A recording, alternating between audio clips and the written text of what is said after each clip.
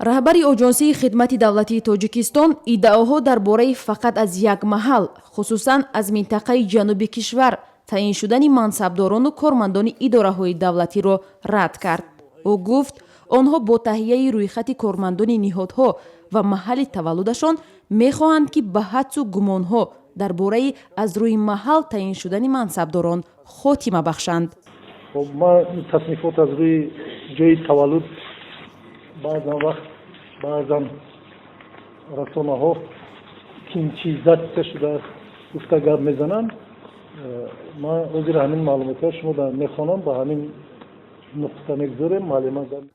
раҳбари оҷонсии хидмати давлатии тоҷикистон имрӯз зимни нишасти хабарияш бо хабарнигорон гуфт, феълан дар кишвар 18704 хидматчии давлатӣ сабт шуда, аз ин ҳисоб ҳудуди 40% ё 7253 нафар зодагони вилояти Хатлон буданд. Ҷумъа Давлатов афзуд, зодагони суғд дар идораҳои давлатӣ 24% ё 4500 нафар ва намояндагони Бадахшон 8.6% ё 1618 нафарро ташкил медиҳанд.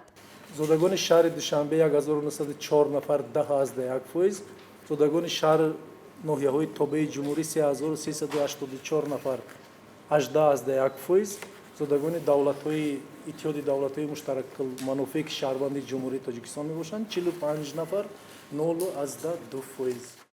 вале ӯ гуфт, тамоми таъиноти мансабдорону кормандони идораҳои давлатӣ аз рӯи ҳисоби аҳолӣ дар минтақаҳо сурат гирифта, аслан бӯе аз маҳалгароӣ нест. аз нуқтаи назари мо зиёдтар хизматчии давлатӣ аз вилояти мухтори кӯҳистони Бадахшон аст. бо назардошти аҳолии вилоят 4%-ро ташкил намедиҳад, қариб 9% хизматчиёни давлатӣ аз Бадахшонанд.